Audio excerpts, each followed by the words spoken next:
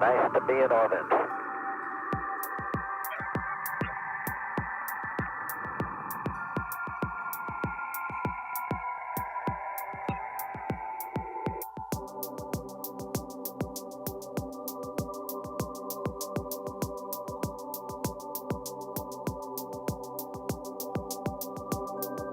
Discovery's 4 computers now have primary control of critical vehicle functions.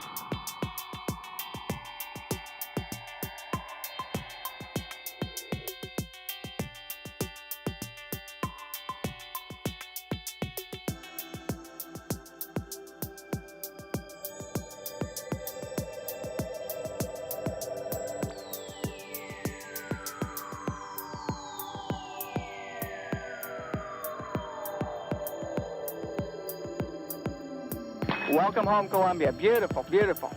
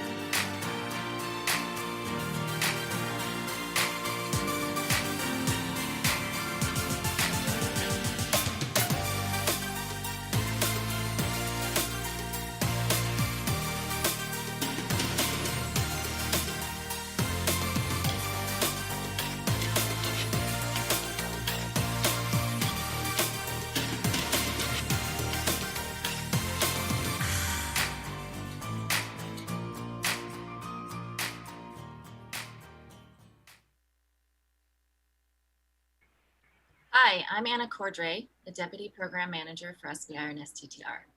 I often find myself sitting in a room full of new faces, which today would be a Zoom gallery, having to introduce myself. Most of the time, mentioning NASA elicits nods of approval. We all have to admit that NASA is pretty cool, but I wanted to share that when I further explain that I focus on small businesses, on helping small businesses, the eyes in the room just light up.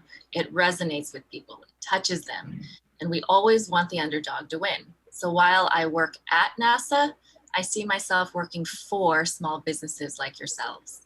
Now, before we dive into the fireside chat, I would like to introduce you to two members of our program management office that you're likely very familiar with already, and if you aren't, their names will be forever etched in your brains after this chat.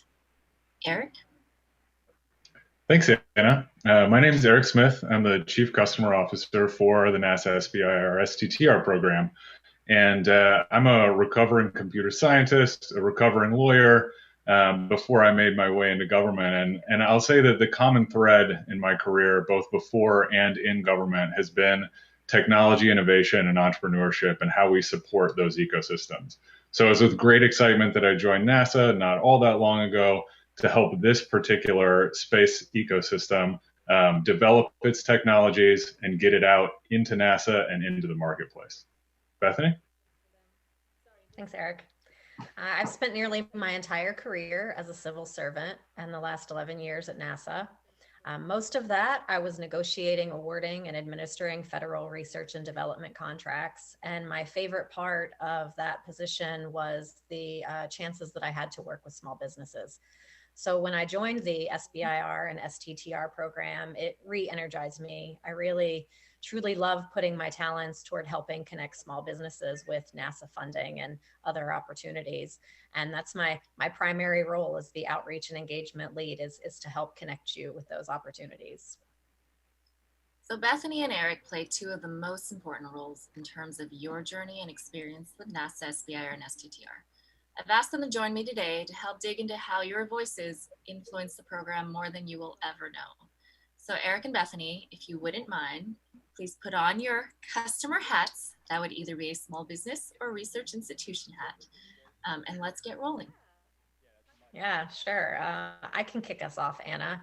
Obviously, the COVID-19 pandemic has been at the forefront of all of our minds, and personally, professionally, and otherwise. And I know, at least for myself, 2020 has been one of the most unpredictable and busy years to date. And I think it's more important than ever that the program is able to adapt to the changing needs of the small business and research institution community. So can you talk me through some of the changes that the program has undergone to help us survive the hardships that COVID has been imposing? Sure. So you are absolutely right, Bethany. This year has thus far been one of the most challenging and unpredictable times for a lot of us. We recognize COVID is posing hardships for many small businesses across the country, and we have taken proactive steps to address the needs of our vital small business research and development community. For example, we heard from you that a few additional weeks was needed as it was extremely difficult to meet our original 2020 Phase 1 proposal deadline of April 20th, right at the beginning of COVID restrictions. Wanting to ensure that all small businesses had a fair and equal opportunity to submit their ideas and enter into NASA's technology pipeline, we extended the deadline by 4 weeks. On the flip side of that, we worked closely with NASA reviewers who themselves were unable to return to their offices or labs, and we're trying to manage springtime virtual school lessons to expedite that review and selection process so that awards would not be impacted by that shift. Our goal was and continues to be to get funding into the hands of small businesses, the lifeblood of our economy, as quickly as we can. We ended up receiving 14% more proposals this year than in 2019, and we took that as a sign that small businesses and research institutions need our help more than ever, both financially and from a partnership perspective. A few other immediate and near-term changes we've made are that we moved up the 2021 Phase 1 solicitation by 2 months to November 9th. This means that firms have a funding opportunity available to them much sooner. Our outreach and communications mindset has shifted to accommodate the virtual environment.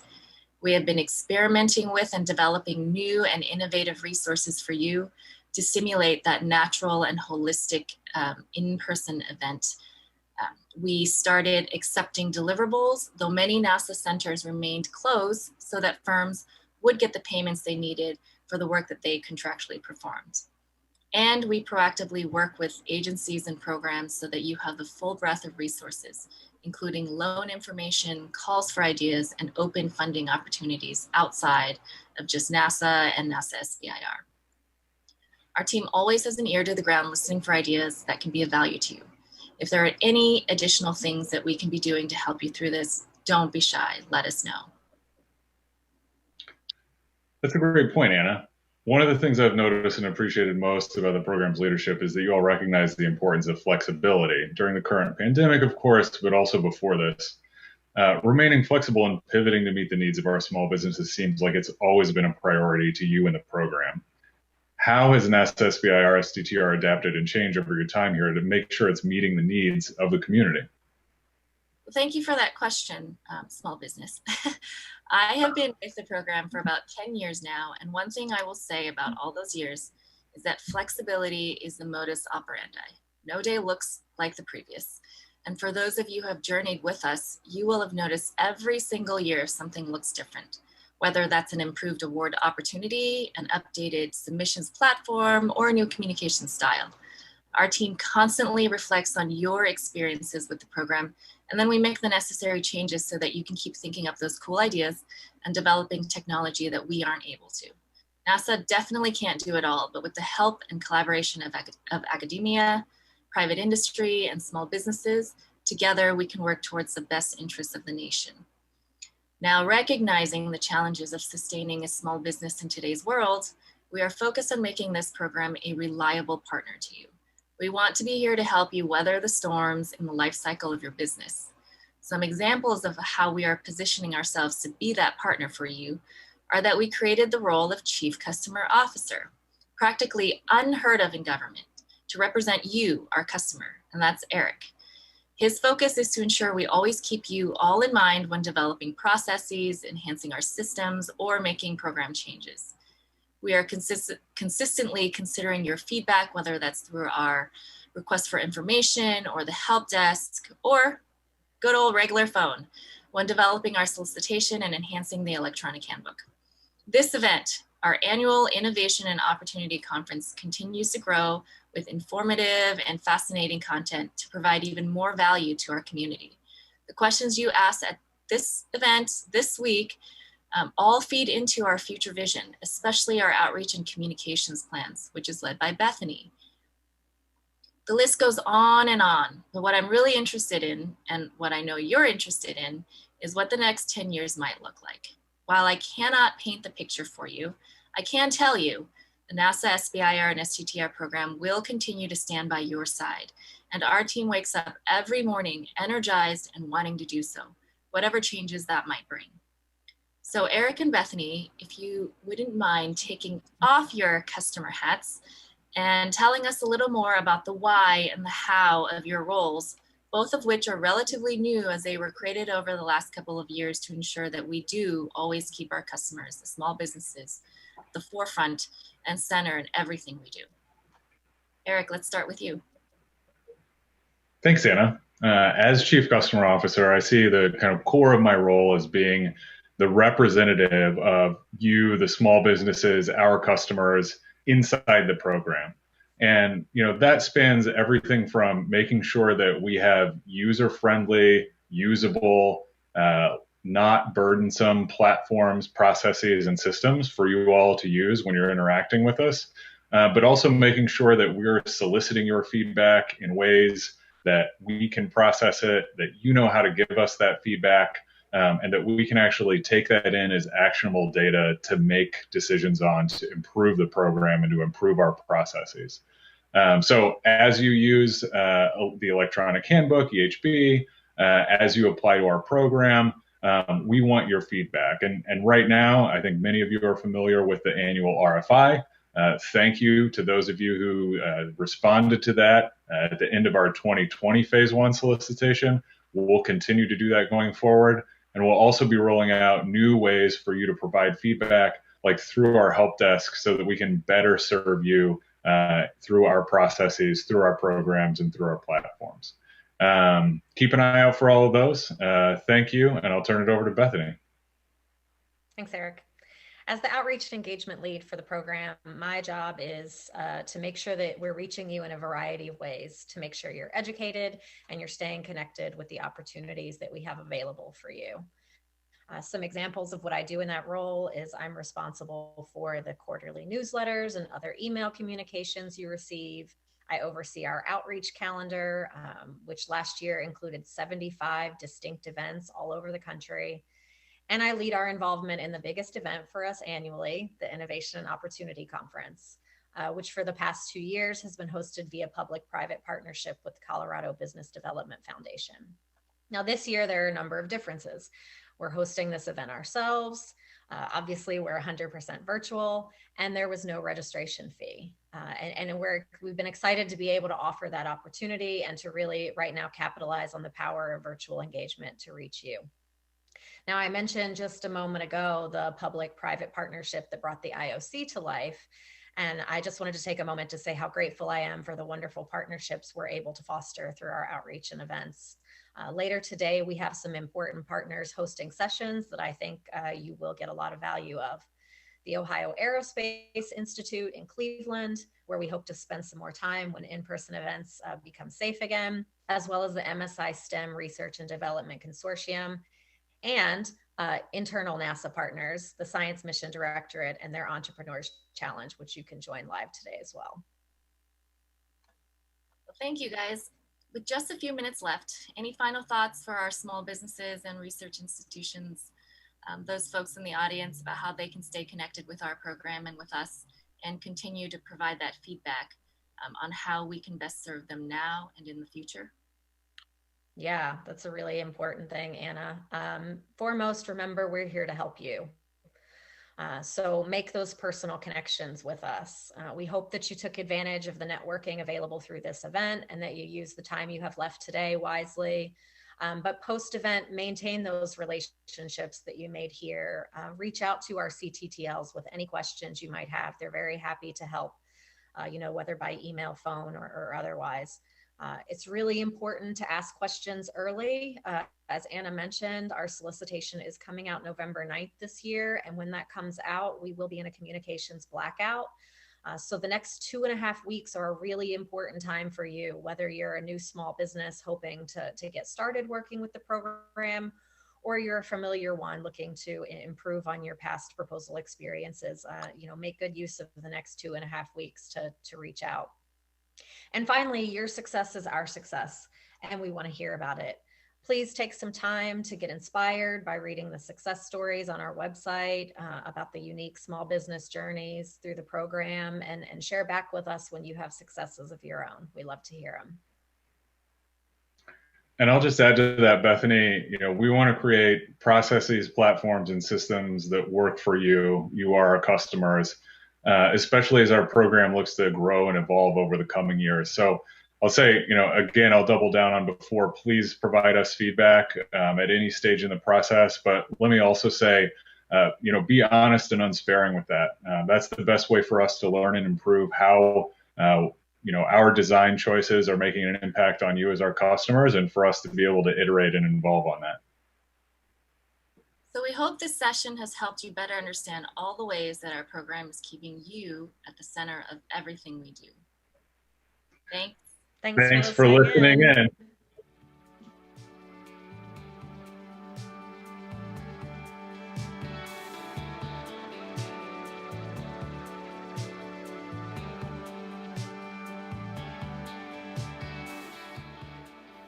Welcome, everybody, to day 3 of the Innovation and Opportunity Conference brought to you by NASA's SBIR STTR Program. I am Dr. Quentin Bonds, one of the center leads for the SBIR program at the NASA Goddard Space Flight Center. You've heard this 2 or 3 times, but I'm co-hosting this event with the Mike Benji. Mike, you want to give him a wave on the last day? So if you're wondering why the schedule is a little turned around, we're experimenting with something at NASA called quantum theory. And with quantum theory, you can kind of move things faster than the speed of light. So we decided to do a go back in time, a kind of a time travel where we started with the schedule, with the introduction. Say, hey, let's do a quantum experiment on the fireside chat, which I hope you all had hope you all enjoyed. So anyway, to start this day off, once again, the audience has been awesome. You all have been very engaging. You've been participating in the polls. You've been engaging in the chat feature. I've even been seeing some buzz on LinkedIn myself. Today is the last day. What you say, Mike? Oh, no, I'm not in my head here. Keep going. Oh, okay. All right. Yeah. So with today being the last day, it's structured a little bit different. And Mike and I are going to kind of get into that. But basically, this is the objective of today is partnering. This is our partner program day. So some of the sessions will be a little bit kind of on top of each other. They're going to be going on concurrently. If you're an engineer I would say they're going on in parallel. But Mike will talk a little bit more about that. All right. If you're scheduled for a one-on-one, all right, this is also the days for our today. We're also doing a bunch of one-on-ones with the NASA representatives. Check your emails and your calendars. There should be links there of how to meet with your respective representatives. These meetings will be on Zoom, and they're happening from now until 4 p.m. All right, so you should have calendar invites. Again, if there's an issue, there's an envelope link on the agenda. Just click on that envelope link and let us know we have an agenda. Now, Mike, I've been running my mouth. Talk to the people. Sure. Hey, everybody. I'm Mike Vinci from Kennedy Space Center. And it's been really quite a privilege to be the co-MC for this event. It's been very enjoyable. And we really appreciate all the activity and involvement that we've had through the chats and everybody's responses. So please keep it up. So we're in the home stretch. And looking through what we've got after the fireside chat from earlier today, there's going to be a bunch of acronyms that get thrown at everybody, and I want to take a second on this spot because if anything, NASA loves acronyms. So some of these acronyms are actually from outside NASA, and I want to just kind of touch over some different subjects that are really important to us. So in terms of the MSI STEM Research and Development Consortium session, so Minority Serving Institute, MSI, STEM, Science and Technology, Engineering and Mathematics, Education, I guess you call it, Research and Development. The whole organization there is all geared towards trying to make sure that there is the ability for these research institutes to plug in and help companies who need some sort of technological R&D type of help to get over the hump and figure out technology. So like Quentin was saying, today we've got the opportunity for everybody to actually connect with R&D teams that might be from universities that could help complement your R&D team. So think about it that way. And conversely, universities, if you have some things you want to suggest to a company or two, I'm sure they'd be all ears. So please take advantage of the networking as much as you can. So within the minority serving institutions, MSIs, that includes HBCUs, which is historically Black colleges and universities. Then there's HSIs, which is Hispanic serving institutions. And then, I got anything more? No, I think that's about it for that. I think I've saturated everybody on the acronyms. But I think you hit all of them. Yeah, that's most of the big ones to be aware of. And after that, we've also got the Science Mission Directorate Entrepreneurs Challenge, during which you can hear the 10 companies pitch their innovations to a panel of expert judges for a chance to win $100,000 in prize funding. That's pretty cool. And finally, we've got a session hosted by the Ohio Aerospace Institution, acronym OAI, that'll cover some of the best practices for building and using your regional ecosystems for SBIR growth. So this last session, this is really important, not just for the Chamber of Commerce or Tech Incubator type representatives that might be online listening to this event, but also all the different small businesses that feel like you don't have any kind of support team near you. You probably do, you just don't realize. It might be worth you kind of peeking in for this particular event and sort of get an understanding of how tech ecosystems are formed in different areas. Even regions that are out there sparsely populated and such, there are tech ecosystems that have been put together. There's probably somebody near you that could give you a hand, especially when you're putting together your team or your research proposal and such. So for folks who feel like you don't have any resources, I'd point to that one in particular. Yeah. And then other than that, let's see where else are we at? yeah, and I think that's kind of the main things I want to cover, Quentin. Go ahead. Yeah, that's good. Thanks for those logistics. And I just want to reiterate some of the things Mike is saying there. Pay close attention to the agenda because we have things kind of going on concurrently. They're kind of happening on top of each other. So you may want to make some choices. But, you know, if by now, if you look at the agenda, you can kind of see how things are structured. We have, depending on where you are in the program, we kind of recommend the phase in which particular segment to pay attention to. So the links, again, are on the agenda. And please don't forget about our happy hour, all right? You know, our virtual happy hour, 1:30 Eastern time today. Well, I guess it'll be 5 o'clock somewhere. But anytime we say something, 5:30 somewhere, anytime we say something is in Eastern time. So 1:30 Eastern time today. Don't forget about the happy hour networking section, all right?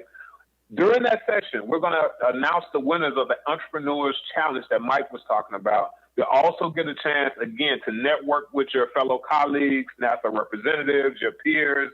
Get a chance to network with everybody. So we're hoping everybody to stick with us. The conference is not going on, you know, very long as most conferences because it's virtual, but we're looking for people to participate just like you all been doing all week. Any last words? I think people want to get to the conference and stop hearing us blabber on, Mike. Yeah, absolutely. Looking forward to the interaction we have later with the networking. But coming up next, what we're going to be doing is the partner roundtable session, how to transition from set-asides to core funding, hosted by Minority Serving Institutions, STEM Research and Development Consortium, and the acronym for that is MSRDC. And so leading that off will be Michael Hester, President and CEO of MSRDC, and Alan Arnold, Director of Research and Development. And we will have those folks up shortly. All right.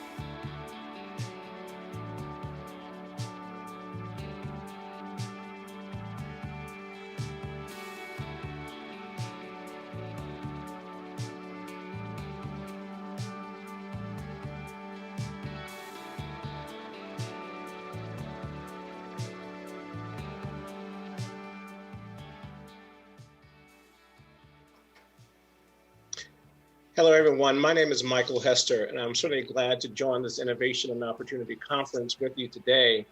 I am the President and CEO of the MSI STEM Research and Development Consortium, and I'm here with my colleague. Will allow him to introduce himself.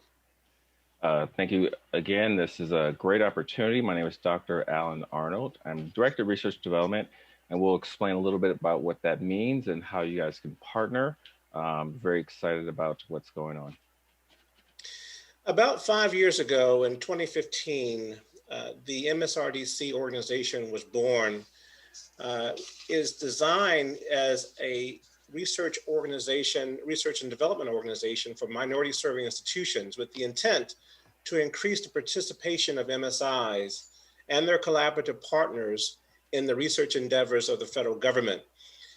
Since our inception in 2015, we've been quite busy and have had a number of successes to bring to the fold more minority serving institutions, as well as their private industry partners in research activities. For example, we're rather proud of the fact that we've got one of our institutions is involved in developing detection technologies for agricultural contaminants that might come into the US ports of entry. Another example of some success is with City College of New York, which is working on increasing energy efficiency of HVAC systems. These kinds of technologies are the ones that lend themselves to partnerships with private industry, and also it's research that can lead to tech transfer and commercialization, and also all kinds of innovations that come with that. And this is what we're talking about today. The consortium uses a rather unique funding vehicle that allows our membership of minority serving institution and collaborative partners, both private industry, majority universities, et cetera, to pursue federal funding and research in ways that bypass the normal competitive process. We use something that's similar to an other transactions agreement vehicle that's rather unique and relatively new in government procurement. But it essentially allows our members to skip ahead on the line, to go directly to government to negotiate direct awards for funding. So this is what's particularly unique. And as we dive into this a little bit more detail, Dr. Arnold is going to talk a little bit more about the more detailed information about how this happens, how it works, give you some examples, and walk you through this process. Mm-hmm. That's a great introduction, and it's very exciting what we do.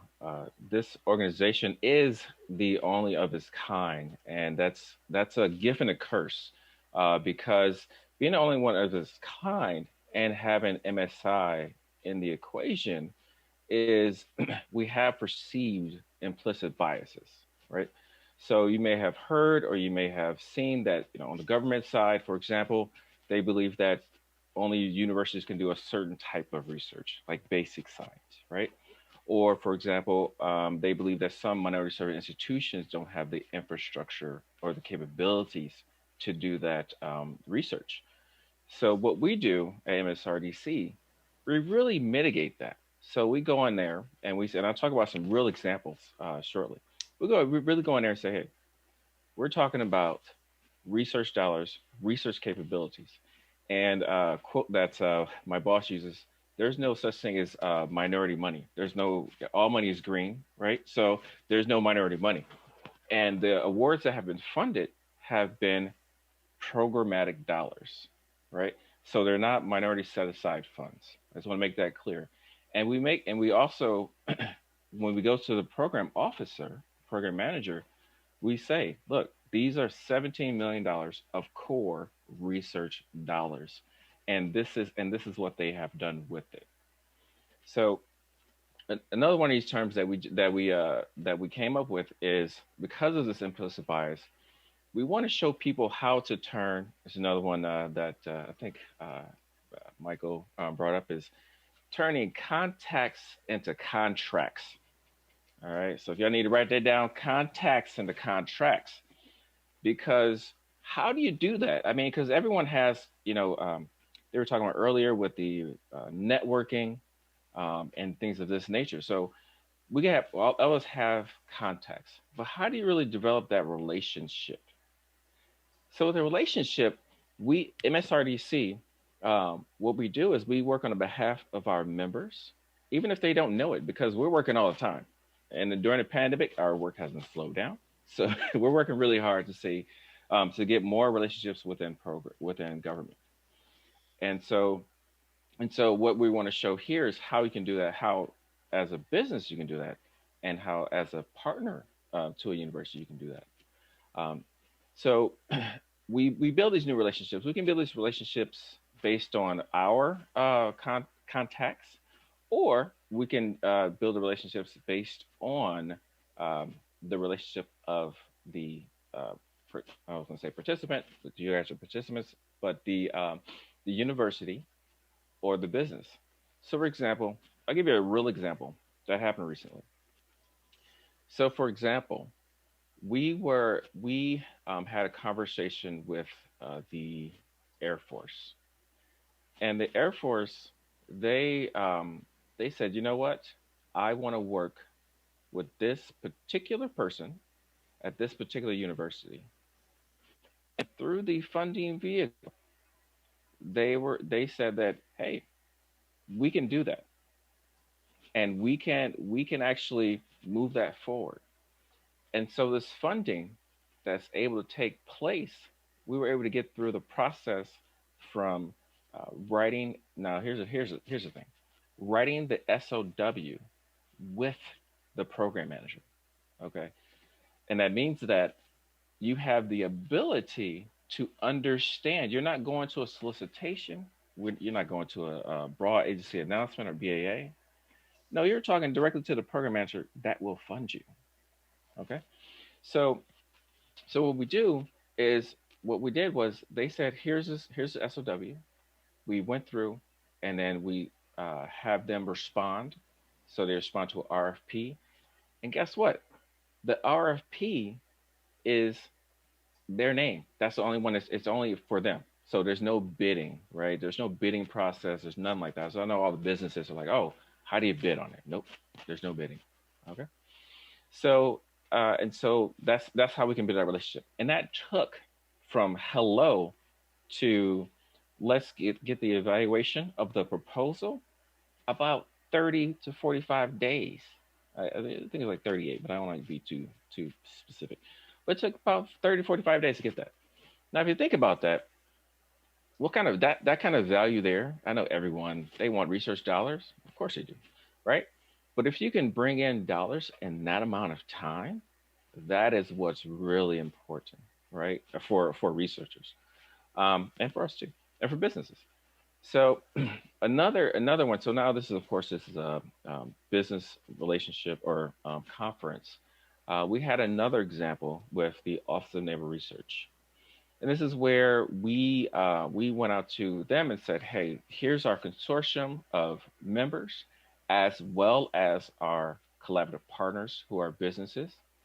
And I'm going to pause there just for a moment, because we did a little bit of research prior to this conversation.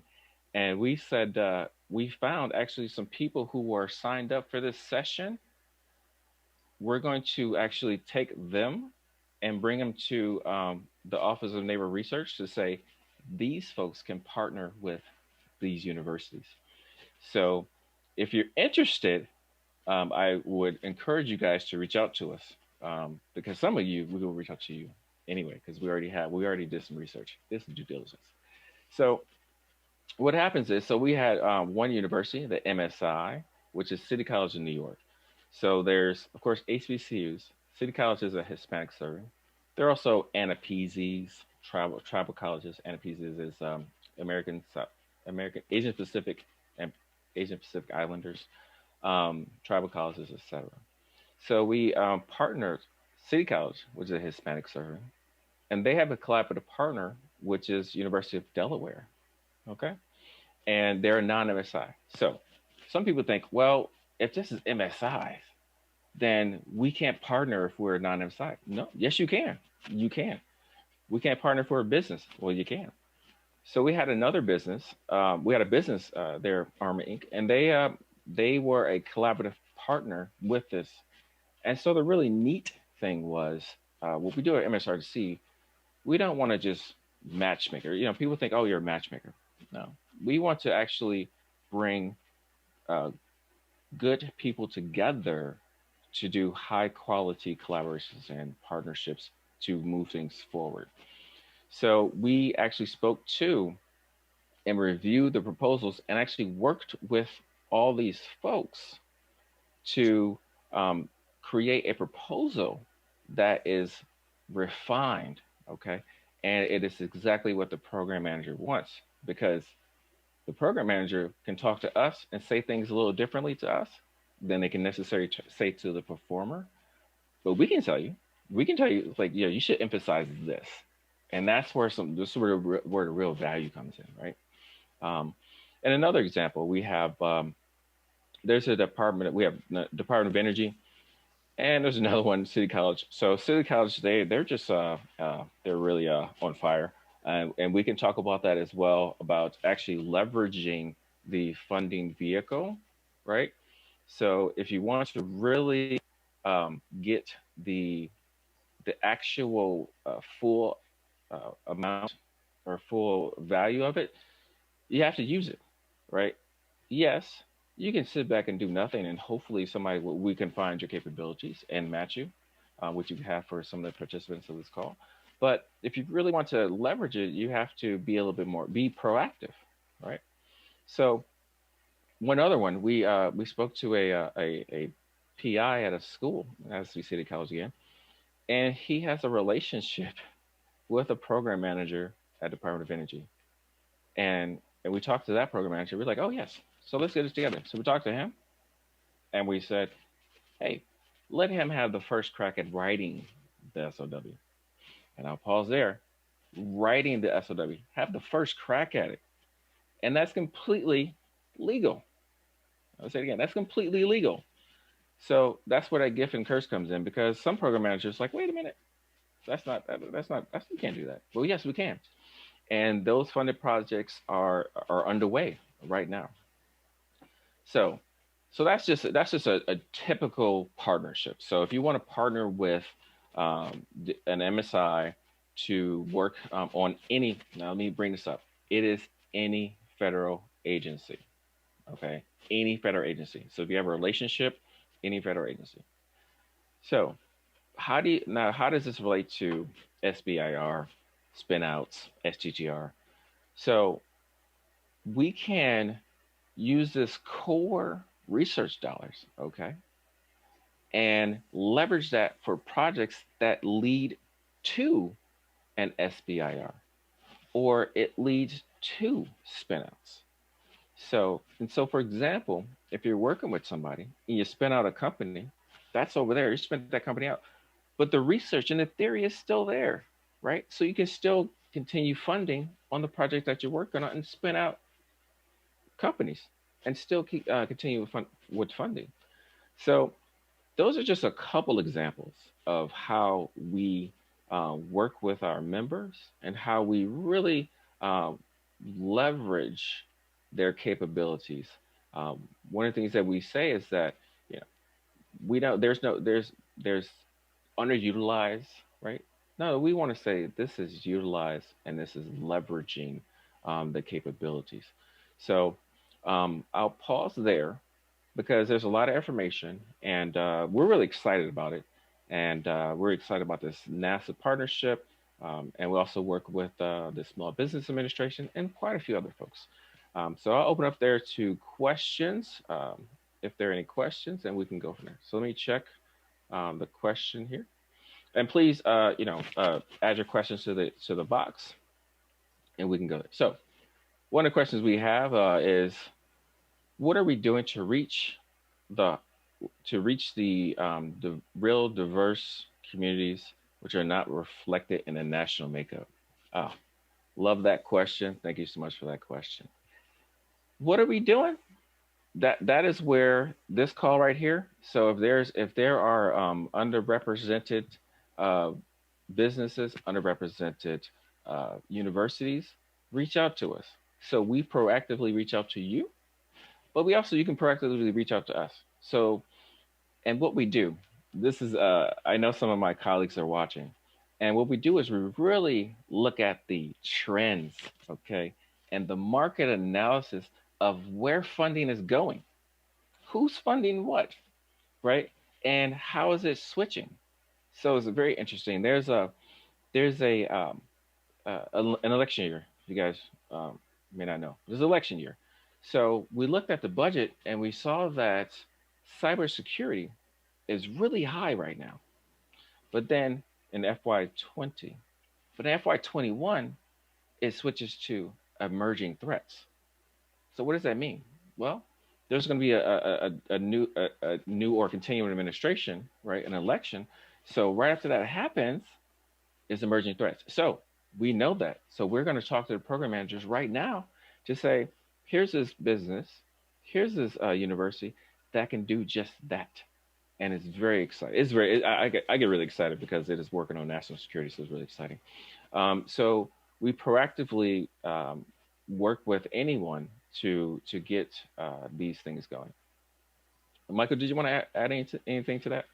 Yeah, well, what I would say is that in answering that particular question in terms of the outreach to diverse and underrepresented groups, we are constantly making it known to various universities and other small businesses, small minority businesses as well, about the consortium and that we exist. One of our challenges, quite honestly, is that what Alan has been sharing with you, it is a very unique kind of consortium, a very unique kind of group. And to our knowledge, it is truly the first of its kind. What that means is that with its newness and how we are able to use this particularly unique cooperative agreement or this unique funding vehicle that we have, it turns the entire procurement world upside down. And so what Alan has been sharing about how the process works and how our members are able to go after non-competed awards and to secure those awards without having to go through the normal procurement process, it tends to be, because it is so unique and so out of sorts, it sounds almost too good to be true, but it truly is. As an example, about a little over a year ago, we had one of our members to secure, I think, close to $4.3 million in 5 separately funded projects in a period or a space of 90 days. And they competed, that particular university competed with no one to get those award dollars. And they're doing work for the Department of State and some other areas as well. With those awards, they had business partners. So there were at least 3 business partners that were part of this. So when Alan is sharing with you that we want to make sure that you are participating in this, it really, you get out of this what you put into it.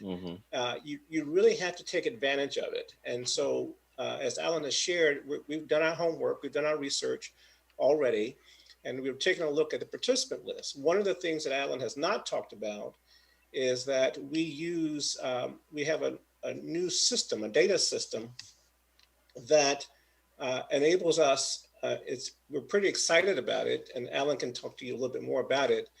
What it enables us to do is to find out not only what, we find out what, not only where the market is in terms of cybersecurity, where the funding is, and who the actual even points of contacts are on the government side, but we are also able to find out who are which universities have the requisite capabilities to address those requirements, those technical requirements. And even looking at, based upon past performance and other kinds of things of such as that, we're able to see who are potential business partners. Now, we're able to gather that information, and what we're trying to always do is to put together what we call solution teams. So we look at the opportunity that's available. We look at then what are the capabilities of our members who are part of the consortium, and even looking at other potential business partners who may not even be a member of the consortium. They don't have to be a member of the consortium immediately. And so we will reach out to these entities and try to bring them together in some fashion. But as Alan has mentioned, we do more than just matchmaking. We're actually walking you through the entire process from the beginning, the relationship development, to the final point of funding, which is very important. Yeah, and we got some really nice questions. I appreciate you guys having these questions here. I answered really a softball question. One says, who can join the consortium? Anyone can join the consortium. And here's the thing. The next question usually is there a fee? No, there's not a fee.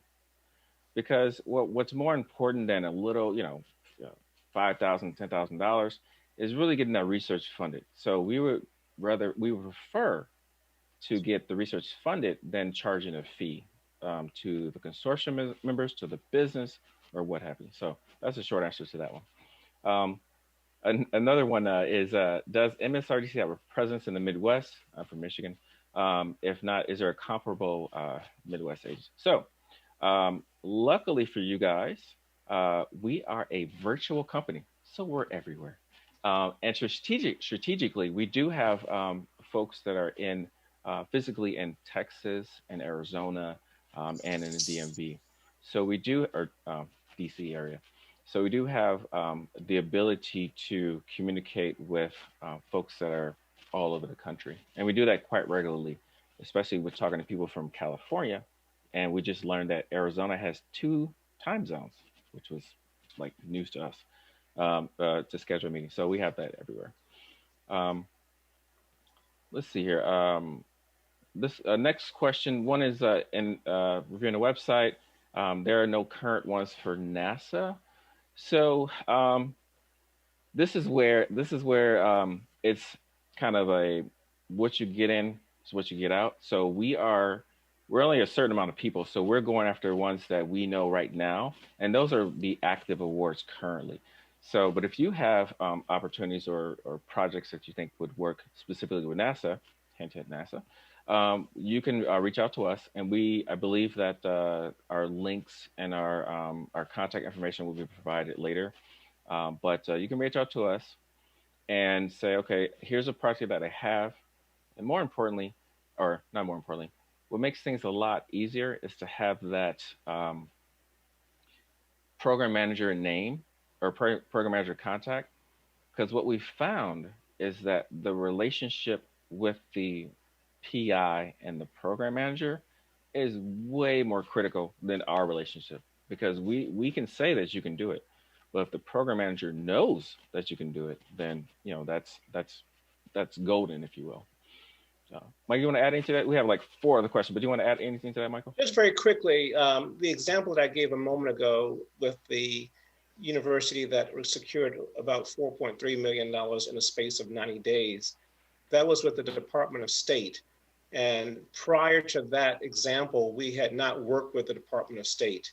So that's an example where if there's an opportunity that you want to pursue, you've got that relationship, you can leverage your membership in the consortium and the use of our funding vehicle to secure that award. So if there's something at NASA that you want to pursue, there's nothing prohibiting you. And as Alan has mentioned, you've got that relationship, that's perhaps the most important thing. What happens is that you're bringing this particular funding vehicle to the equation, which is one of the most important pieces of the equation. You can have the relationship, you can have the capability, but you got to have the funding vehicle. And so we're helping you bring that funding vehicle to round out the equation. Yes. So this next question, you're going to like this question, Michael. He said, person says, what have you found to be the most challenging hurdles working with HBCs and MSIs working with the government? What has been those hurdles? So I'll let you have a first stab at that one. Well, there are all kinds of challenges, and I don't think that the challenges we encounter are not necessarily specific to HBCUs or Hispanic serving institutions or MSIs as a whole. I think, and it's not inherently because they're minority serving institutions. I think it's more of a function of their challenges when you're working with any entity that looks or seeks to do business with the government. As all of you probably who are participants in this particular session today already know, that working with the government is difficult. The government as a buyer of your goods and services has very specific regulations on how they do business. And you have to understand how that process works. So if you are a university that has limited experience, or you are a business or just getting started, and you have limited experience and understanding of how all of the nuances of the rules of doing government procurement and the procurement rules and regulations, it's going to be very difficult. So I would say that there are a number of challenges, but I don't think that those challenges are because they are minority serving institutions. I think the challenges are because these are many schools that don't have a long track record of receiving federal funding. And that would be the case whether it's a minority serving institution or not. That's a great segue into the next question, Michael. I'm going to let you keep going on. You're on a roll. Next question is, starting a small business can be very complicated. How can MSRDC help small businesses navigate these waters, those waters? Well, it's a lot of what I've been saying, and what we've both been saying so far. You are quite right. As a small business, this is going to be a rather daunting process, and particularly if you're trying to talk about innovation and SBIR, STTR, it's really far down the spectrum in terms of complexity. One of the good things about working with the consortium is that, and what I oftentimes call it is contracting on training wheels, if that makes any sense. Because of the way, and we really don't have the time to give you into the specifics of the funding vehicle that we have and how it works. And we would love to have a follow-up session with anyone who's interested, and we can have a deeper dive into how it works.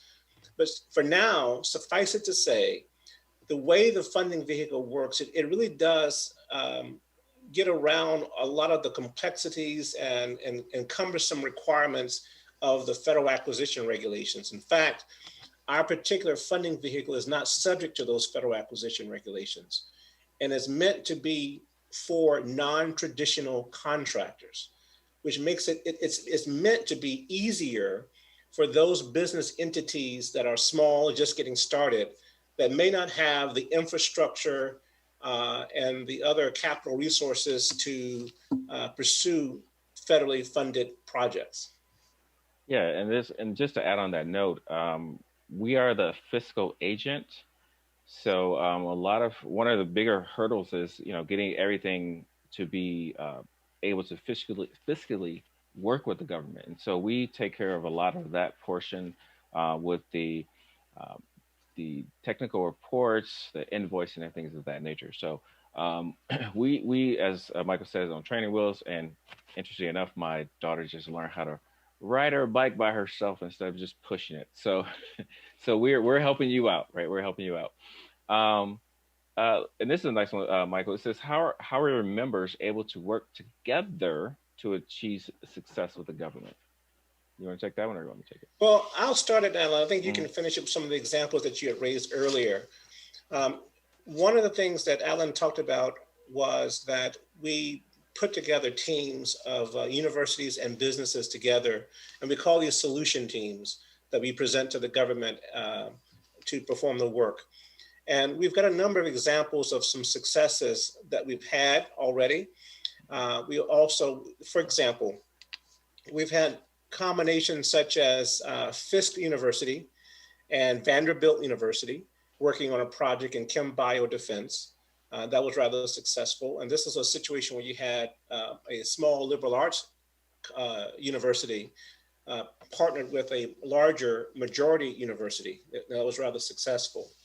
We've had other successes where even just recently, we've had a team working with the Office of Naval Research, as Alan mentioned earlier, where there's a minority serving institution, a majority university, and a small business working on technology that's going to be quite innovative. We won't get into the specifics of the technology. There may be some sensitivity to the technology. So those kinds of things are happening. And Alan, you may want to share some or either more about that example or maybe some other examples. Yeah, so one of the things, I know we're talking very rosy and shining and all that. So one of the other things, so we have success, but there are also times where so I made this assumption. Where you put teams together and you put them in a room and they'll just work it out. And it's just going to be magic, and I could just sit back. That's not the case. So, that's where it comes in with some of the challenges working with anyone, right? And some of the ones working with small businesses. So, and personalities. So people work with people, right? And so what we do, if there's a person that may not have the best relationship or with working with another person, we say, okay, that's great. We can partner you with someone else. So we facilitate the relationship between the government and the PIs, but also between the PIs themselves and the businesses themselves. And what we do is, if you're a small business, I'll tell you this: you go onto anybody's website and you have all these capabilities, right? You have all these capabilities, and so you can have capabilities, but what are your core? What are your like shining star capabilities? That's where we go into your site and we talk to you directly and say, okay, what are your capabilities and how does it relate to a particular agency, and how does it complement, not not to overdo, but how to complement a university, because you want to synergize it, right? And so we work with the universities and the businesses independently first. This is what we found: independently first, and then we bring them together to say this is a potential, all right, to of a partnership. So we work with you, and that's how we found to achieve success quickly. And so we're getting close on time. Let's see. There's a couple ones. There's oh, this is a nice one. It says, what about if a small business has great ideas but they don't have team members to make it happen? This is a good one. And one of the things that we'll say is that's fine, right? Because that is what we do. And Michael mentioned this earlier. We have this system that we created. It's called it's a research capability system, which is called, we call it RCAPSYS. So we had to put another acronym in there. And so if you have an idea, what we can do is search that technology in our system and find collaborative partners for you.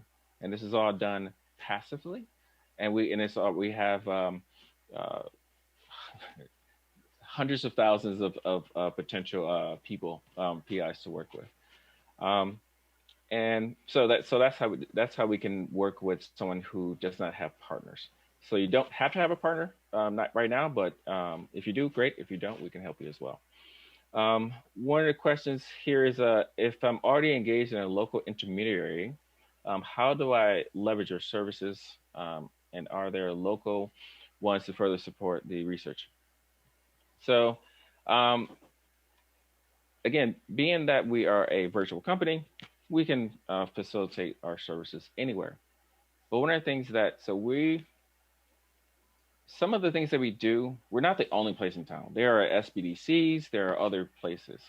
So we can kind of talk offline. You can send us an email later and we can kind of further talk about that particular instance with how to leverage and leverage resources to further those particular intermediary services.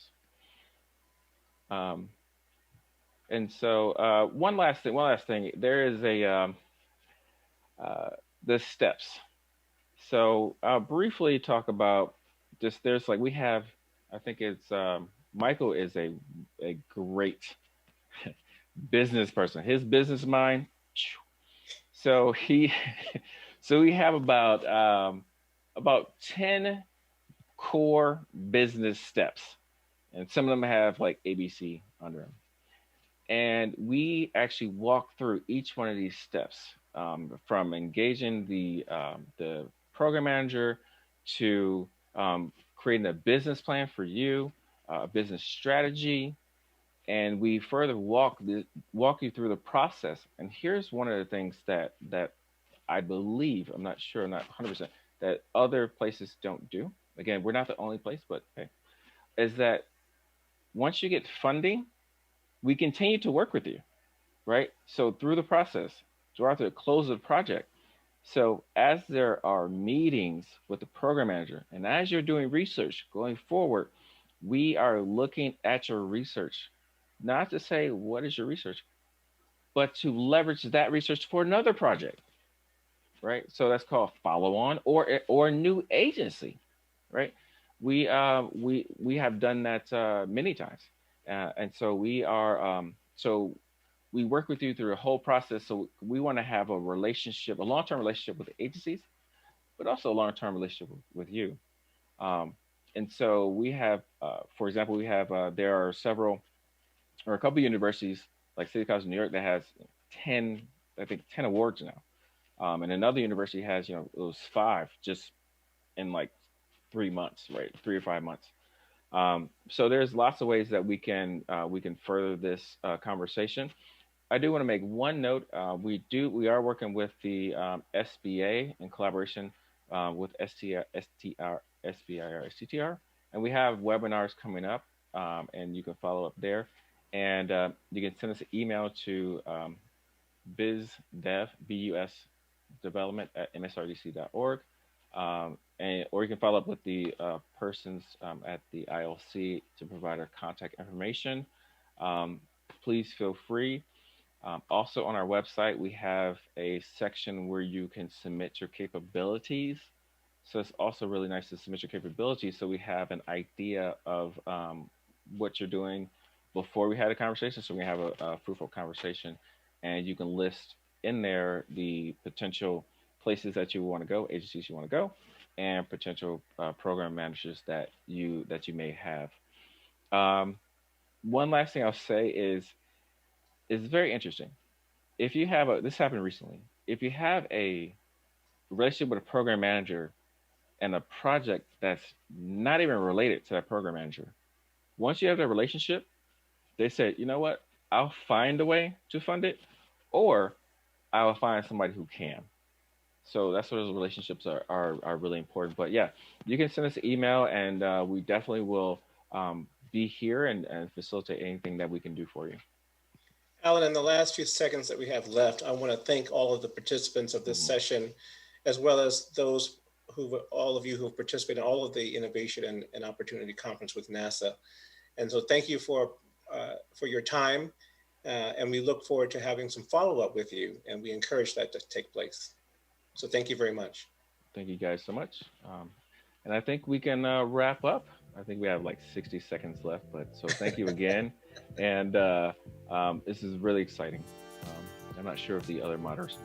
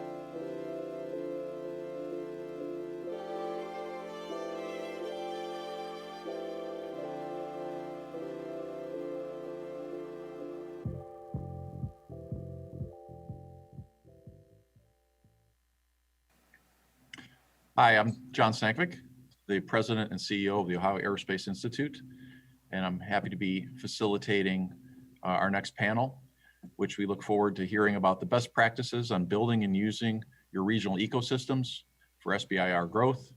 And this is hosted by the Ohio Aerospace Institute. We have a very diverse panel with experience, and so very lucky to have all the speakers today. We've got folks with experience bases that span both civilian and military SBIR programs, folks that have experience with small businesses, with large businesses, working public-private partnerships at the local, the state, and the federal level, experience with FFRDCs. So we're really looking forward to your questions and hearing the insights of these folks and really hearing this entire ecosystem that's been put together, growing all the way from local engagement and boots on the ground with small companies, all the way up to larger national programs that expand. They include NASA, but expand to other federal agencies. So we have a couple people I'd like to introduce. So first up is Mr. Anthony Gillespie. He's a senior program manager at the Ohio Aerospace Institute.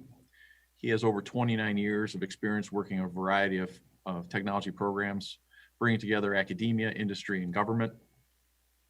I've known Anthony for quite a while, working a lot of the programs in helping small businesses grow, sharing the resources that are available at the state and the local level, and federal resources, working with EDA, working with the SBA.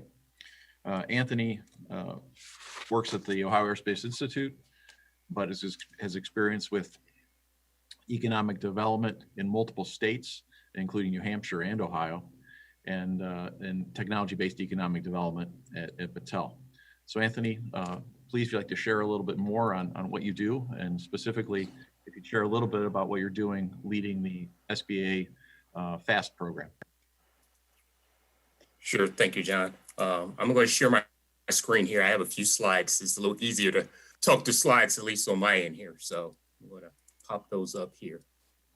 As John mentioned, I work as a senior program manager with the Ohio Aerospace Institute. A little bit about us is we're a nonprofit research institution that's been around a little over 30 years.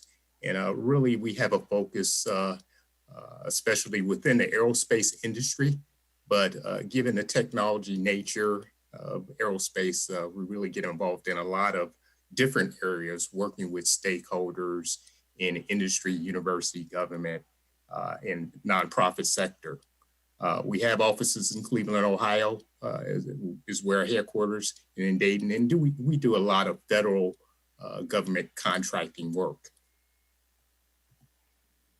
So a little bit more about what we do as far as our specific areas of focus and just the area I get involved in. It really comes down to we work you can split it up into two major areas. One from a research institute's perspective, and as far as from a research development, we get involved with doing direct research primarily for the federal government, but we also have some commercial clients. And then we also, from an innovation and technology perspective, really get involved in doing a lot of collaborative research with either the government or other stakeholders that I mentioned earlier. It could be industry, it could be in partnership with small businesses as well as other large businesses as well. And then the other really kind of major activities that we get involved in is really providing support services, support and advisory services. And those are the three buckets that are mentioned on this slide in terms of membership and advocacy, where we work with our stakeholders to really connect up to technology companies.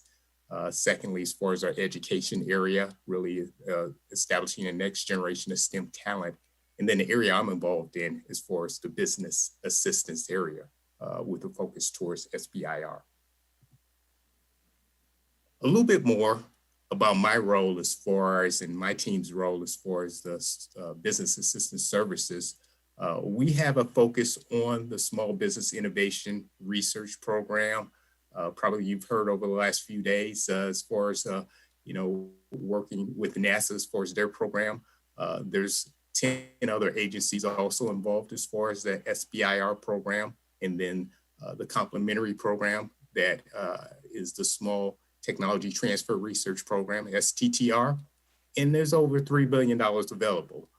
For us, as far as John mentioned earlier, I manage a program called FAST that's supported through the Small Business Administration. And we really focus on looking at helping small businesses really go after SBIR grants.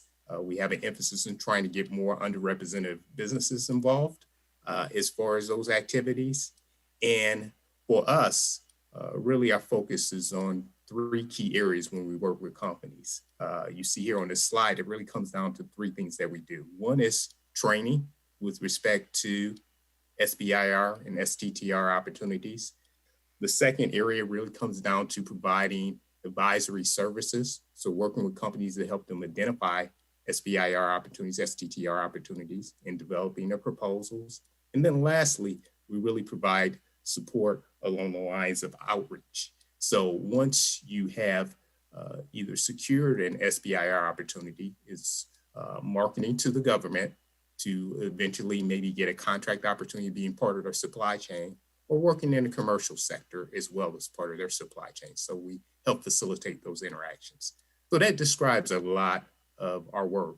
I look forward to your questions and providing more information as far as what we do.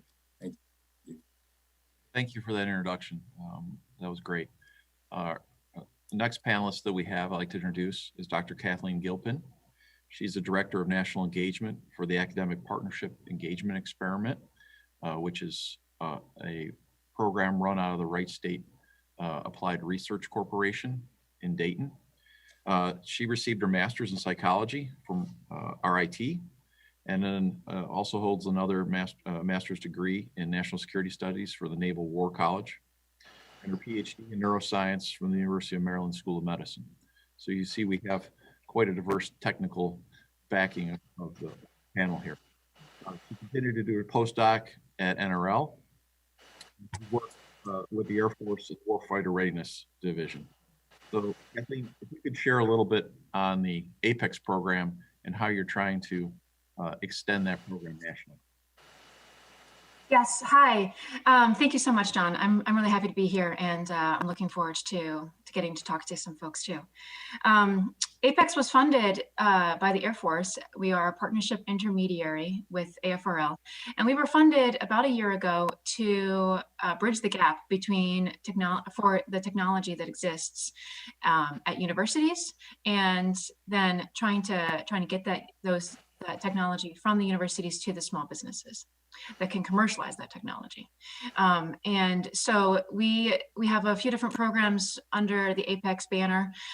One is education and training, where we're developing essentially a lecture series, and some of them will be focused on academics, trying to get more universities and more PIs at universities involved with the SBIR STTR program.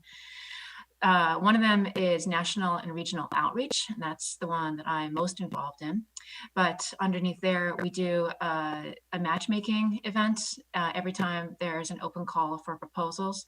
And then also we have a whole process navigation team that really helps guide and mentor new SBIR, STTR applicants through the process, because it can be somewhat daunting if you're a first-time application. And then we have data analytics, which is quite a robust capability for us. And we have found that that is a very popular service that we offer to a lot of different people. And then we also have creativity and innovation. And under that, we do blue sky events, and then also a lot of ideation work as well to help form teams. So we really feel like APEX is uniquely positioned to be able to bridge the gap from bench to business. And we started out from a regional perspective, and now we are growing to a national perspective. And again, working with the universities to get them paired appropriately with a small business to commercialize their technology, and then linking them to the government, because we understand that you can't just pick up a phone and call the Air Force. And we have people on our staff who have worked with AFRL for years, for decades, quite honestly. And they know a lot of people, and oftentimes it's all about who you know. So we're able to connect people with the government in that way as well. And we're finding that actually it is, it's becoming more of a necessity to have a government customer earlier in the SBIR STTR process. And so Apex is able to help with that as well. And that's all I have for as in terms of answering the question about what Apex does and who we are. But I am really looking forward to answering any other questions anybody has. I'm going to key on a couple things that you said. One is how daunting the process could be to small businesses. And I think that two small businesses that we have here that we're able to navigate through the process can kind of share a little bit of that and give encouragement to those that are signed up to this panel, that are listening in, that want to participate in SBIR, but are a little afraid of, you know, the working with the government, because it could be overwhelming and you see all the programs. So I think really the purpose of this panel is kind of encourage those companies and show them there's a lot of resources out there to help you. We're all out there to help, and you can succeed. And I think the other important point that you made is really connecting to those users. So what you're doing at the Air Force, trying to connect the technologies early on to the folks that really need those technologies is really important. And I think fundamentally, that's what the businesses want, right? When they come into the program, they're coming in because they want their ideas and their technologies used. And so as quick as you can do that, and as painless as that process can be made, I think it's a huge encouragement. So I applaud your efforts in that area. So a little bit now with the two successes that we have, and to kind of share their experiences. So next we have Matt McFeeters, who has 10 years of experience in biomedical optics and sensing. So I have a little intersection with you there. I'm a biomedical engineer. So kudos to you for getting your technology off and running through the SBIR program. He's the co-founder, and he currently serves as the CTO of MSTAT. He's the operating architect for its dental diagnostic device, which has a critical role in preparing, and he has a critical role in preparing and submitting SBIR proposals for that device, including the one that was just awarded by NSF. So Matt, if you give us a little bit about what you're doing at your company, and a little bit like what you'd like to share about your experiences in SBIR. Thanks, John. So I'm an engineer and a partner in a small SBIR from the company. And maybe the best way to describe us is to say that we're interested in commercializing, biophotonic technology for medical diagnostics. And like you said, our company's main project right now is building an early cavity detection device that we hope will improve dental office capacity and patient experience. The device that we're working on, will enable your dentist to avoid most drilling by catching cavities earlier when they're still reversible, eliminate pain and hassle, of cavities for patients, and free up dentists, typical day, enabling them to see more people, and a lot of things that we think have a lot of value. So we received our first SBIR award from the National Science Foundation, earlier this year. And that enabled us to do a lot of the kind of initial prototyping work that, for our technology, which we're still working on. We also got a supplemental I-Core award from NSF. And shout out to OAI for, mentoring us through that experience. But that was really helpful too, for helping us really place where, our stuff, where our technology, ought to be, commercialized and marketed. And I guess, maybe just, say otherwise, we really appreciate, the SBIR program, particularly what kind of got us interested in it was, equity-free, capital to help develop, your products, and, freedom to operate without investors breathing down your neck, and really just kind of follow the best path that, your technology can take. And we really hope that our diagnostic device will be able to come to market, and we estimate maybe we could have a $10 billion market in a few years if we manage to succeed with that. We're still looking for funding, and we're working on getting to phase 2 and then further down the line. I think maybe that's all I have to say for now. I think we'll have plenty more questions that are starting to roll in to share with you, but that's a great overview. Again, congratulations for winning that NSF one. I know NSF is one of the largest phase 1, so I'm sure you're pleased with that too. So next we have Justine Blank, who's the co-founder and vice president of a high-tech startup that's based in Youngstown, Ohio. There she leads the design and development of embedded RFID products. So she's currently using additive manufacturing to produce rapid prototypes and developing those RFID devices for use in extreme environments such as aerospace. And she's a member of NASA's Advanced Air Mobility Supply Chain Working Group, and her company EPI holds multiple patents in RFID technology, and really is also linked with a lot of large industrial companies, including Parker Hannifin Corporation, where they're helping them work. So Justine, could you give us a little bit about your experience in SBIR and STTR? Sure, thank you, John. So when I was asked to perform this or be part of this panel, we were very new to the process. We've been in business for over 30 years. I have a lot of experience in systems integration and high-tech integration for our customers. But what we didn't think about is we're always looking for new customers, but we didn't think of the military. We didn't think of the Department of Defense. I think it's a misconception for a lot of small businesses that it's very difficult to get into be a supplier for the Department of Defense. And we have had a lot of mentors educating us and saying, you know what, you need to look into this. You need to expand your base. So we did. We started coming to OAI events. We started learning on our own, just walking through the process. And it was overwhelming at first. John, the solicitations, 50 or 60 pages of governmental talk that if you are not part of this, it's difficult to understand.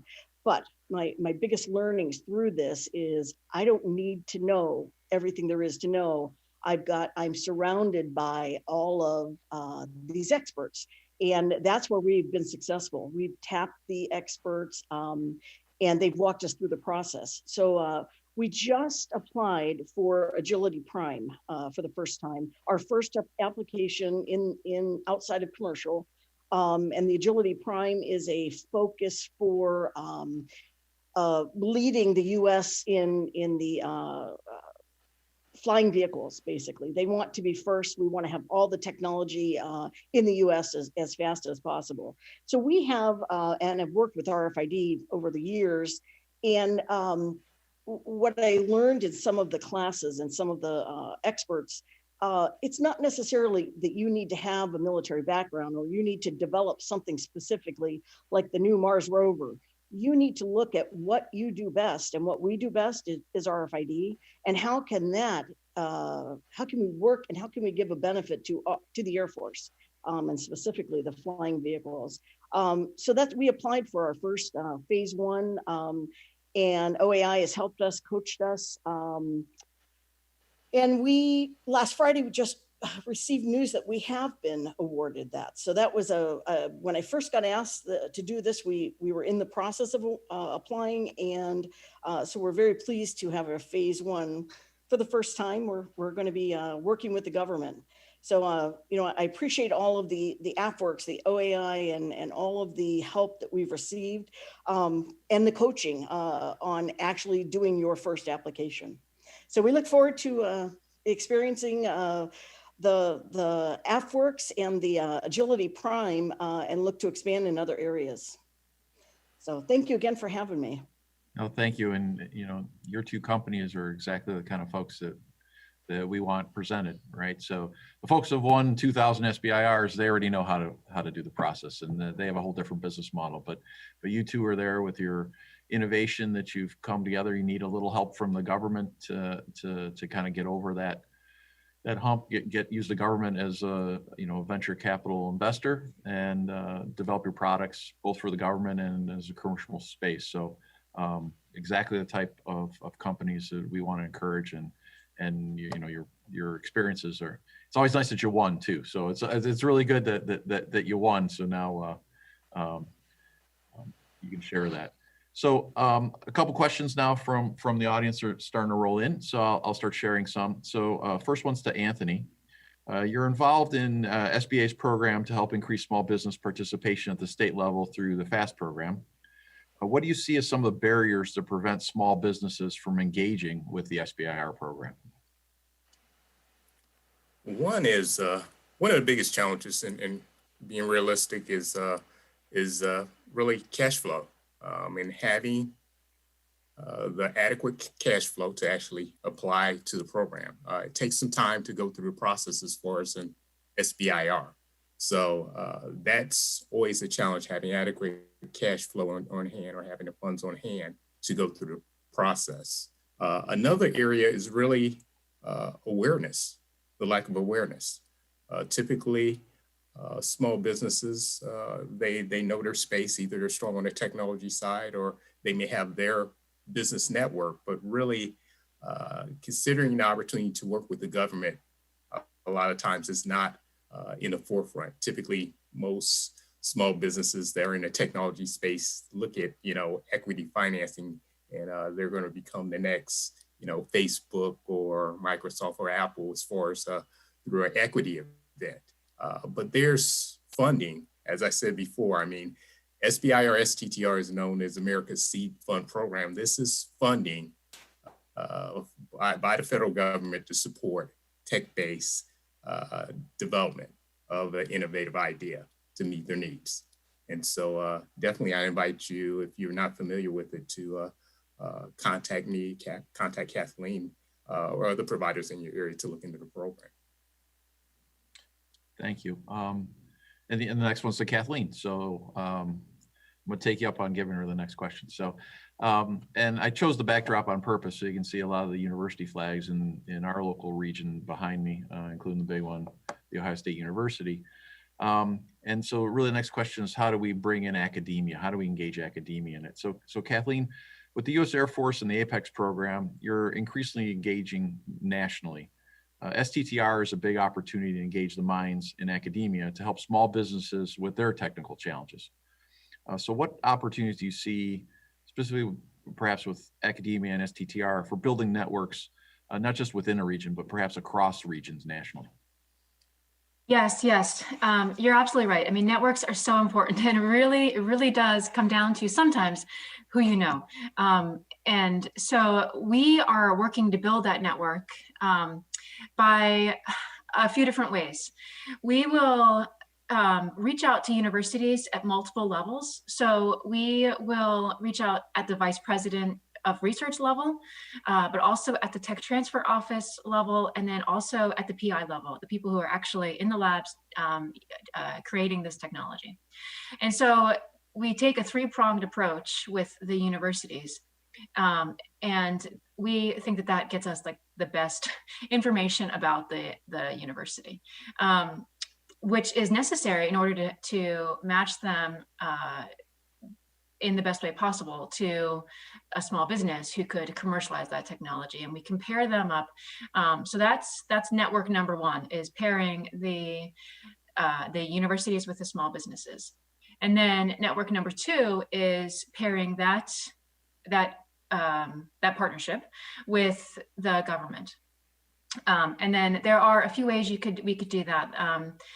One is by working through APEX and going that route. Another one is just following places like AFWorks or AFRL, OAI, APEX on social media, and we will often advertise different opportunities to become involved with the ecosystem.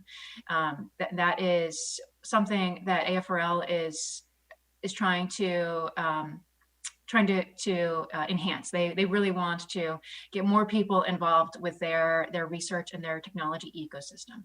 And so they do a lot of virtual events, very similar to this one, that where you can really help build your network. And I've had multiple people come tell me, hey, I joined this one specific webinar and it was great. I met this person, and then I met a different person from a different webinar, and then now they can connect those two dots together and they're off and running to the races. So I really think that taking advantage of the virtual opportunities that are out there would really be a really useful way to build your network.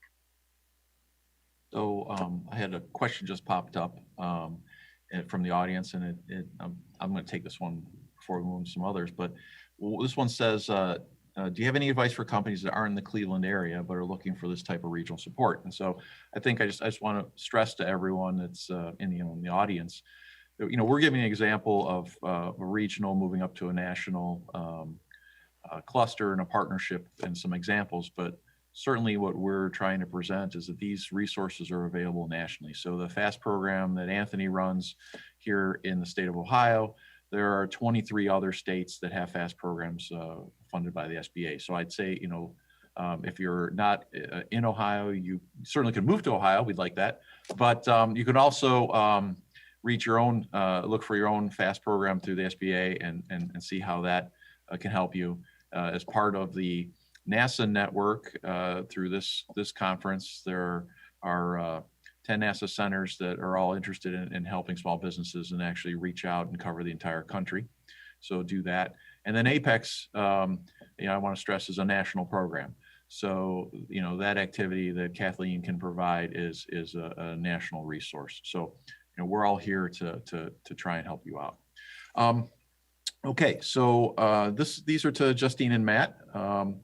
Couple questions. Hey John, before you shift, I just wanted to piggyback for folks. If you're looking for resources, you can go out to SBIR.gov and go to the resources tab, provide a state-by-state breakdown of small business assistance resources. So feel free to reach out to me. We'll provide our contact if you didn't get the link, but I just wanted to put that shout out here for folks who are looking for assistance.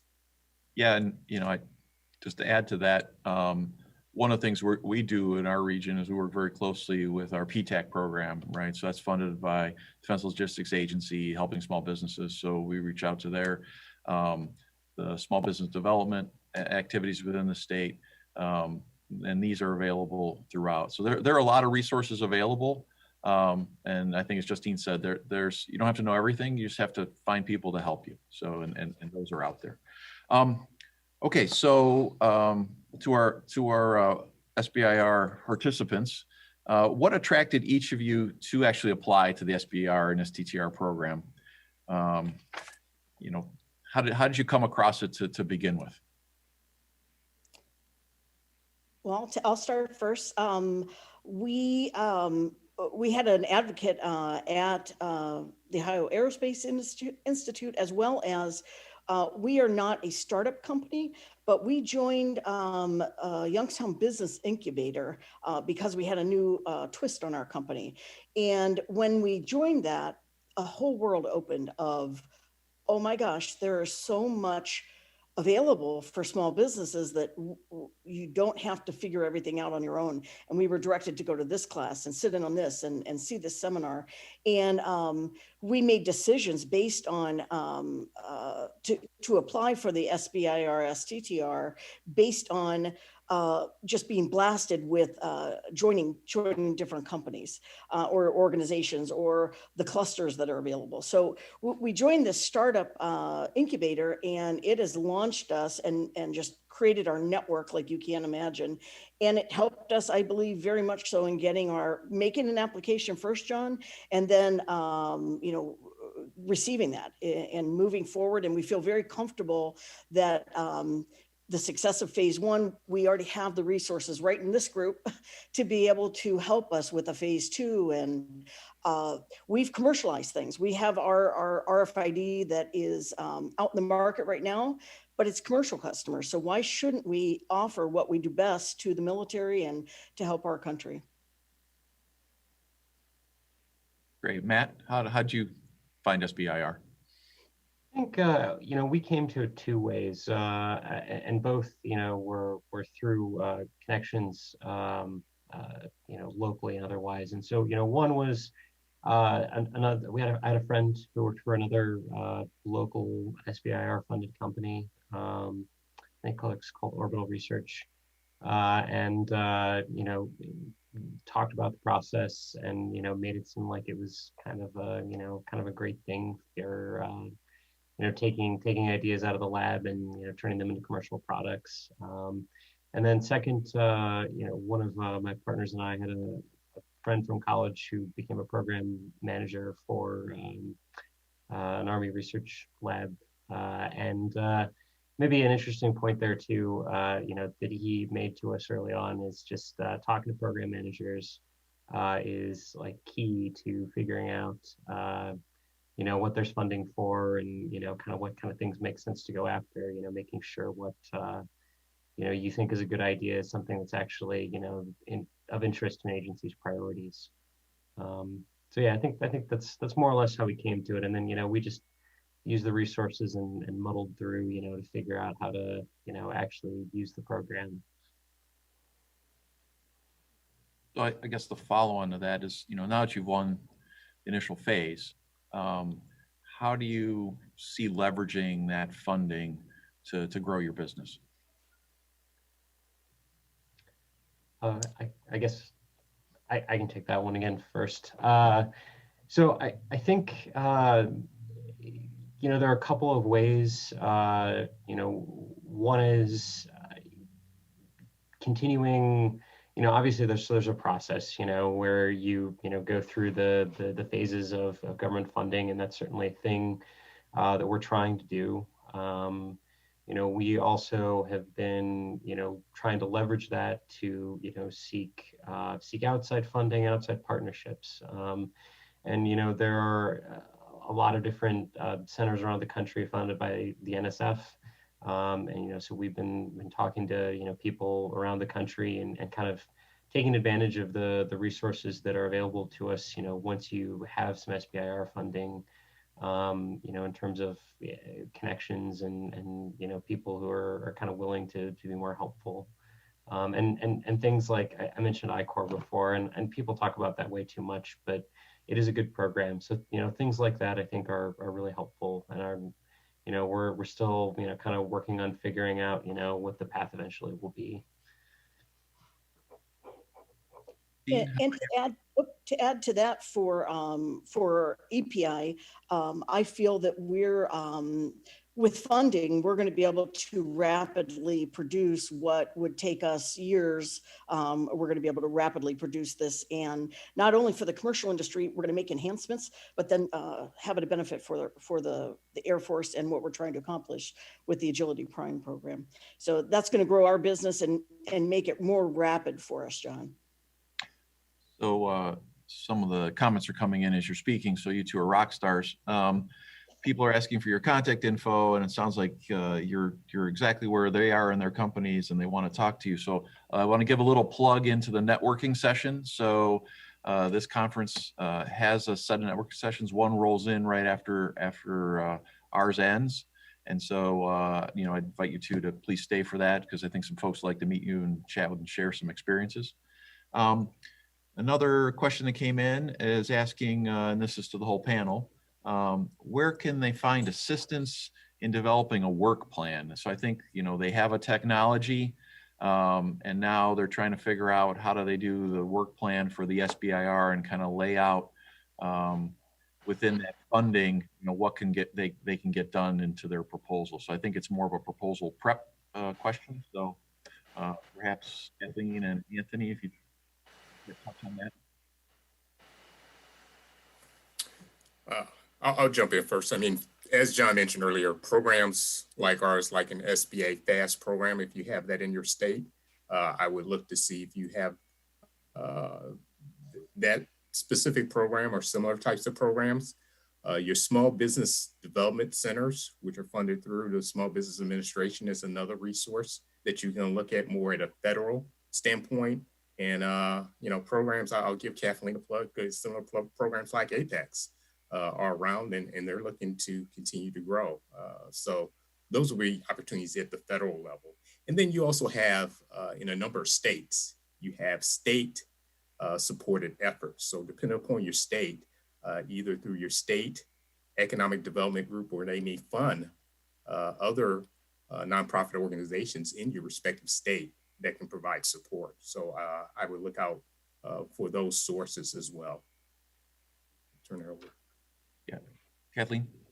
Yeah, I think Anthony gave a perfect answer. And I would just add one caveat, a small caveat, is that Apex is a partnership intermediary. So if you look for other partnership intermediaries, and there are several throughout the country, they would do things very similar to us, probably just in different topic areas, really. So definitely look into the PIA. Yeah, and I think I'd also throw in there, as you're developing work plans, you're first in. Matt mentioned talking to the government side on what they want.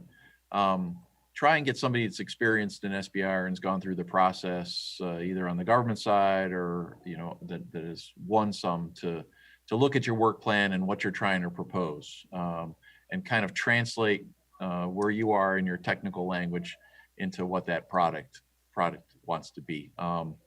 It's not always so easy to get it into government speak.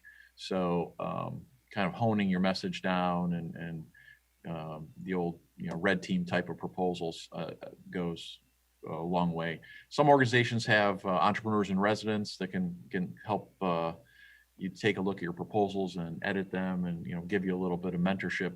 I've seen that go a long way to help companies win proposals. And also, not every agency is the same. So SBIR is a very diverse program across the government. A lot of different topics, different agencies run things slightly differently. Same goals overall, but some agencies will have you submit a chart deck of slides. Other ones want 25 pages of technical.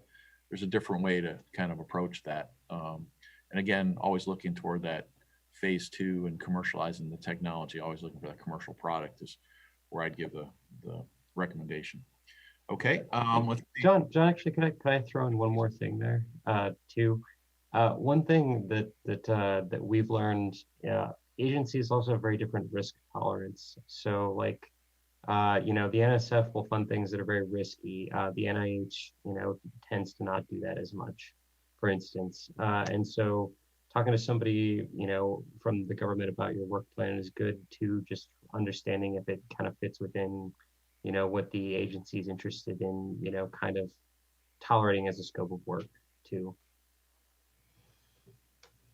So another one came in, and I'm going to take this one because it was an OAI question. So as a president, I feel obliged to answer this one. So it asks about OAI and elaborate how we could work with OAI. So OAI was put together really as an intermediary organization. So it was the first collaborative institute put together by NASA. Senator John Glenn helped sponsor the language 31 years ago. We were put in place to link NASA Lewis at the time, now NASA Glenn, with the Air Force resources at the other end of the state, with the industrial base that we have, and the 9 universities in the state that gave PhDs in engineering. And so to this day, we still do that function. We do not just operate in the state, we operate nationally, and try to make those connections. And so a lot of the consortia that we've probably run over 50 consortia. And then the whole section we have in the small business activities, which we've been doing for decades too. So there to help you out too. And if we can help you in any way, just visit our website, oai.org, and we can try and make connections within your own state and within the state here if that helps, within any of the speakers that we have. So let's see. I think we're gonna have more questions than time, but let me pick through a couple more here.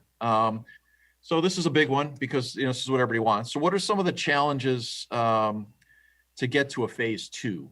So that's what everybody wants. That's where the bigger money is, right? And the things have changed a little bit with some of the agencies. The Air Force is very big now in awarding a lot of phase 1s, shorter duration for the phase 1, but really linking you to a customer to get you to the phase 2. Others will give you more money in the front phase to reduce some technical risk, and then to the phase 2. So any advice on how to get to a phase 2? Anyone from the panel like to take that?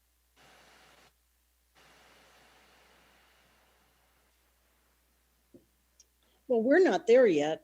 We just did our phase 1, but I did get some insight from some of our advisors, and we had a commercial product that is selling that we're live with, and they felt that we were a better fit for this fast agility prime, where I literally think we had 20 days or 25 days to submit our proposal.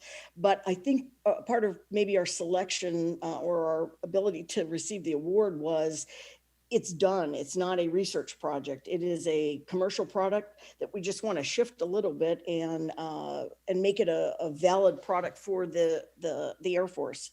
I hope that helps. I already know that we know what we want to do for phase 2, and we were almost considering doing a direct to phase 2. But the one idea was, or one element that we didn't have is a signed sponsor in the Air Force. And if you're a small business like me, who's never done anything with the military, that's hard to get.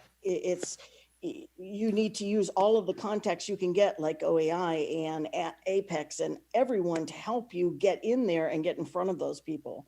So I believe if we had that, we may have been a better candidate to go direct to phase 2. But the phase 1 is going to be helpful for us. But I want to just leave any small business out there that's listening, don't be afraid of this process, as we were for a long time. There's so much help out there, and if you have a good commercial product that you're already using, figure out how you can sell it and use it for the military. So real quick, someone else asked if there's some type of a government-wide browser utility that'll browse all SBIR announcements and send them, or if there's a place where people could upload stuff. I'm not aware of that. I think that's certainly a gap. As we go through and I try and help companies, I advise them. I find that the government still does a terrible job of making their announcements readily available and easily accessible. Sometimes they're behind registration firewalls. Justine just mentioned she had 25 days to respond. It'd be good to have a little bit of extra knowledge, right, and get the data out. But that's part of the challenge, is that there are plans. All the government agencies have plans for their SBIR programs and their announcement dates. And if you kind of get that calendar, you can kind of keep track. But it does take a little bit of effort on the company's part to really keep track and keep registered and be plugged into the system. Yeah, and John, the one reference I would say, start with SBIR.gov. That's not going to be your only resource, because as John mentioned, usually will drive and put out the most timeliness announcement. So start with SBIR.gov. Make sure that you're on Beta SAM as well, and grants.gov. Those would be the 3 primary sites you start with. And then depending upon where your technology focus is, if you're honing in on a specific agency, you can start ticking down and working at signing at the respective SBIR, STTR site, the respective agency. So that would be my guidance. And then in addition to that, try to, network with intermediaries such as, us, as far as with a FAST program in your packs, they would know as well. Yeah, I think it's great. You've got to get early there, get your registrations in, right? Get all the stuff teed up as you're working your technical. I know you're still trying to run your small business, and you're still trying to get capital, and a lot's happening. But definitely look at that networking. So again, huge thanks to this entire panel. Everyone did an awesome job. The questions, unfortunately, we weren't able to hit them all. Our time is up.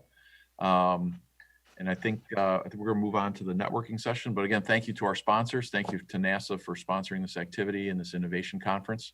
It's been great.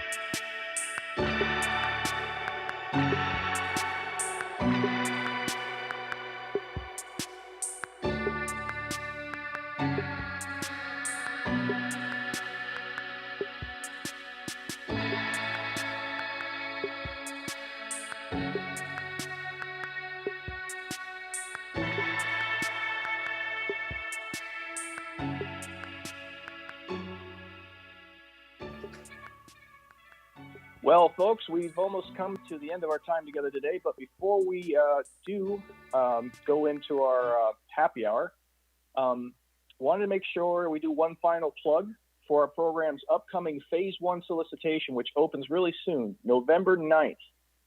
As always, we recommend that you get a head start by reviewing last year's solicitation and looking at what was awarded. And that way you get a better sense of what's going to be around the bend this year. And you can also find this information on our website. Additionally, make sure you're connected with us so you can receive all of our communications and you can attend the future events. And if you haven't already, please visit our website just for general purposes and sign up for our quarterly newsletter. And I don't know about you, Quentin, but I really, really enjoyed playing the co-MC role all this week. How about you? Oh man, it was super fun. I mean, I think what made it fun was everybody was so engaging. You know, like the firms were engaging, people participated. You know, it didn't feel like you were like somewhere in a room. You know, it felt like we were trying to at least be a little bit better than virtual. You know. Yeah. Absolutely. And so, were you about to say something, Mike? No, go ahead. Take it out. Yeah, and I just wanted to say, you know, thanks to everybody. I hope you all had just as much fun as we did. But just like Mike said, just because our time together is over, it doesn't mean we should end the conversation. All right. So keep connected with us. You know, ask your questions early and often. I think Mike brought up a great point about the Phase 1 and engaging earlier for that. You can always sign up for our newsletter. And for those of you that have success stories, we're looking to hear them. I think we're always looking to hear success stories. So if it's a firm there and you have a success, again, if you commercialize your technology or your technology has been flown into a NASA mission or we use it for our research, please, please, please let us know. And I think if you take anything away from this conference, you got to remember that our program, that our staff here, we're here for you and we really want you to succeed. That was the whole point of this conference, you know. All right, enough from us. Let's head over to our happy hour taking place on Wonder, like all the rest of our networking events. Head back to the agenda, click that Wonder link one last time. This is Mike and Quentin signing off of the 2020 Innovation and Opportunity Conference brought to you by NASA's SBIR STTR program. It has been a pleasure. Take care.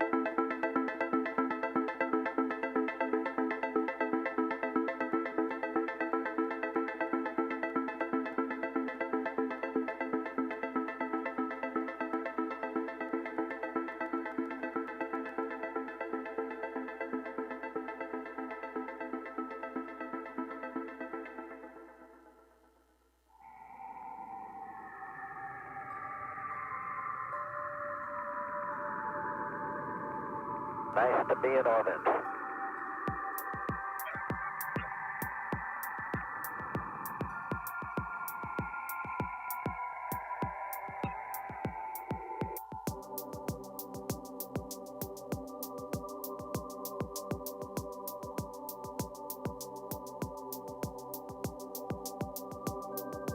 Discovery's 4 computers now have primary control of critical vehicle functions.